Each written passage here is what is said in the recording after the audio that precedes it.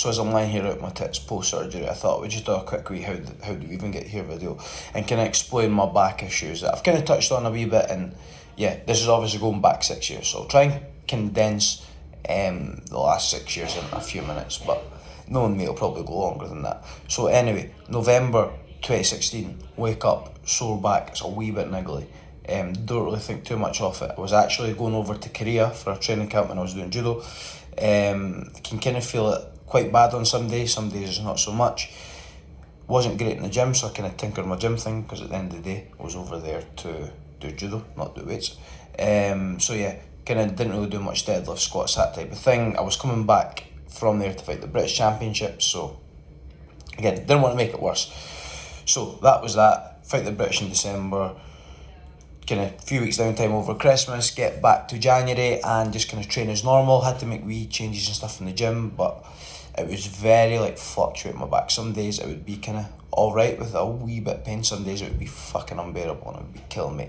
And for the first half of the year I just pretty much trained through it, and I would say it was probably manageable. I have to be honest, I don't know if abusing is the right word, but probably was abusing painkillers, to be honest, to try and get through sessions, and it got to the point where every single session I was doing, I was taking quite a lot of fucking painkillers before and after. So first half of the year it's kind of bearable, then gets to the kind of summertime and I can just feel it getting worse and worse, and it kind of all culminated. Then I went to Japan on a training camp, and again it was very intense training over there. Some days it was alright, or not alright, but some days it was bearable, some days it was like really unbearable. There was just one session that I had where I was just basically just like I could not do fuck all. I was just like, I was just basically, if you don't understand judo you won't really understand what I mean, but I basically didn't actually do anything. I was just on the mat and just standing gripped up and couldn't actually move and couldn't do anything. And that was kind of the point where I was like, right, okay, there's something really not fucking right here. So came back from Japan, fought out the last competitions I was entered, and then, you know, it was just put down to a little bit wear and tear. And 3 months off, hopefully that'll do you get back. 3 months turned into 4 months, 4 months turned into 5 months, and it didn't really get any better. The only way it got better is because I wasn't doing the intense training that was bringing the pain on. Like the day-to-day kind of pain was still there, but it just wasn't quite as bad, because that wasn't like I was aggravating the training and then going doing it. So yeah, we then ended up having scans, nothing significant was shown. There was like some kind of abnormalities on my discs that you would expect a full-time athlete to have in a high intense sport, like a few wee bulges here and there, but no red flags. I then got to the point where so this is now in 2018, now got to the point where I was doing this kind of weird, not training, but training kind of full time, where I was basically just trying to do all training, but just not doing anything that was making it sore, and it got really fucking weird. And it just wasn't getting any better because I was still aggravating it, and if I was to try anything semi-intense, it was just fucked. It just was not happening. So, September 2018, go down to London, seek out a specialist. He was like, there was other stuff going on in the background that I'll skim over. People close to the situation know what I'm talking about. He basically said, there's definitely something wrong with you, stop training, we need to get to the bottom of this. He then gets me to do different scans like MRIs and spec CTs, and I think a normal CT, and he was just basically looking at it. And again, he was like, there's no red flags here, but he was like, everything that you're saying, like, is the symptoms of disc problems. He was like, so then we done a thing called the discogram, and the name does sound mental, but what they basically do is they knock you out, they put needles in your disc, and then they top up with pressure that'll mimic, like, you know, maybe bending down or lifting something semi-heavy or lifting something really heavy or flexing back the way or whatever. And yeah, so they knock you out, put the disc in, wake you back up, and then top you up with pressure, and then see what effect it has. So he went into it thinking, the specialist went in thinking there'll be like one disc that's going to have a little bit of pain, or maybe somewhat significant bit of pain. And I can't remember much, but I've never been in so much pain in my life. I was fucking writhing, and that was the minute they put a little bit. He was like really taken aback because it was like the first little bit of pressure they put in, and I was like writhing. I was fucking jumping off the bed. It took about fucking 5 doctors and nurses to hold me down, because I'm a bit of a large man. So yeah, they then put me back to sleep to fucking put that. So basically the upshot of that is that my L4, 5 and 6, sorry, no, L3, 4 and 5, they're the bottom 3 discs. They were basically all fucked. They were all torn to shreds, they were all bulged, because the problem is when you do an MRI scan, you're lying flat, so you can't actually see much of anything. In terms of like actually like putting pressure through them.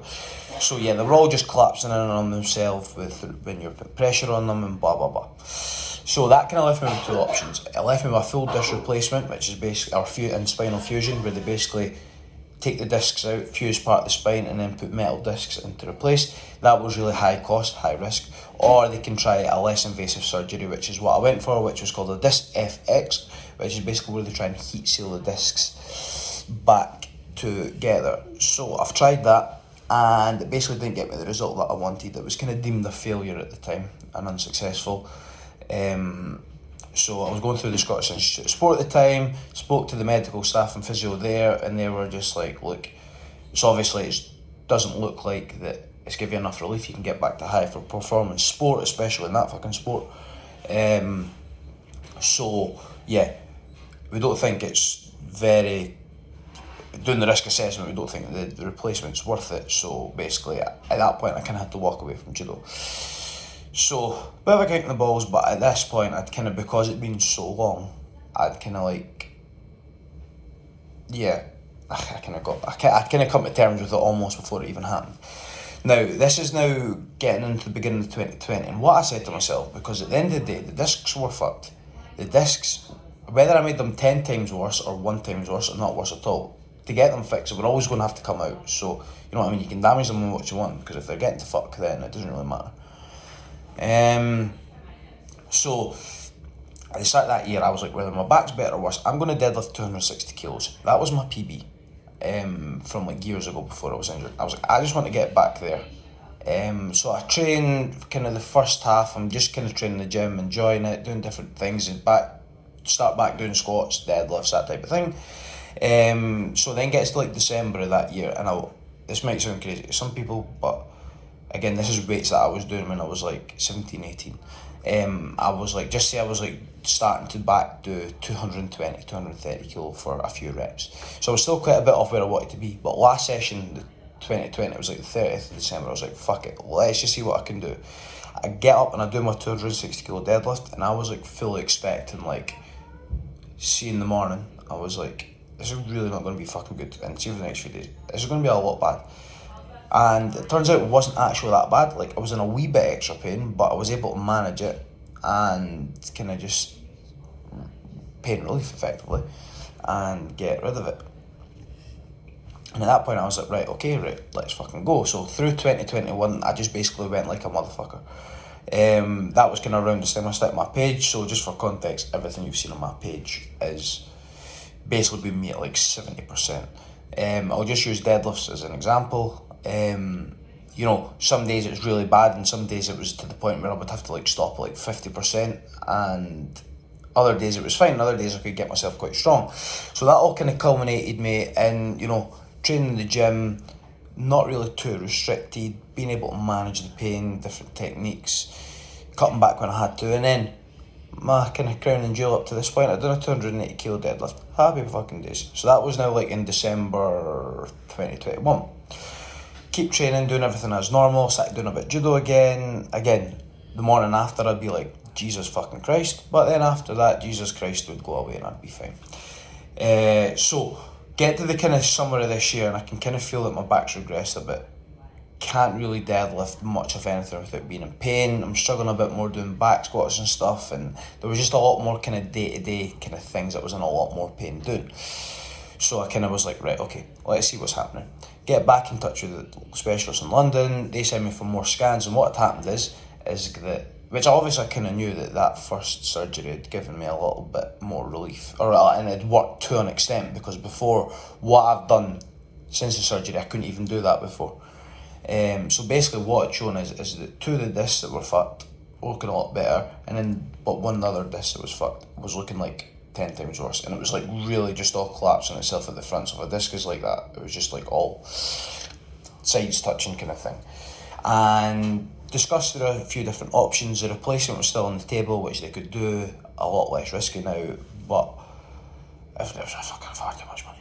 And it wasn't just that. Again, at the end of the day, if I wanted to try something like actual intradiscular, which is basically just working on the actual repair of the discs themselves, the replacement would always be there down the road. That was when stem cell surgery was discussed, and you may or may not know that stem cells in the last few years has really taken off and has been kind of shown to have good results. So yeah, basically we decided that that's what we were going to do, and we were going to go for the stem cell surgery and then just kind of see what happens. So yeah, that leads me to today. So I've had my 3 discs and my facet joints all injected with stem cells. And I'm a lot of fucking pain just now, but obviously that was aside. So yeah, it's just basically a waiting game to wait and see what happens. Do I think it's going to make me better? Yes. Are they hopeful it's going to make me better? Yes. Is it going to get me to the point of pain-free and being able to do basically everything I was doing before, prior to 6 years ago, without any pain? That there is not a question they can answer, and that's going to see with time. Obviously, with the lifestyle I live and me being a bit of a lunatic and everything I want to do, you know, it makes me happy doing everything. And this is what I say, and especially my clients, I would never advocate anybody doing what I've done in the last few years on my back. But that's just a personal choice for me, and it's what makes me happy. And I would rather do these things and be in pain than not do them at all. So yeah, basically it's now just a waiting game. I've got a few weeks of downtime, then I can kind of start easing in doing physio stuff. Maybe doing light stuff in the gym, nothing obviously directly going to affect my back, and then we're just going to have to wait and see what happens. And at the end of the day, if I want to go down the replacement route, I can. So yeah, again, I've touched on it before. Hopefully it's not too boring a video, and that'll just give you a little bit more of a little background of my video, of my condition and all that stuff. So anyway, that's it. I've already had a few messages, people messaging me and stuff, and I appreciate that all so much. And I will get round to replying to everybody at some point. But for now, it's a waiting game. Just need to wait and see what happens. But I'm going to go back to sleep, going to get some morphine back in me, and I will speak to you all soon.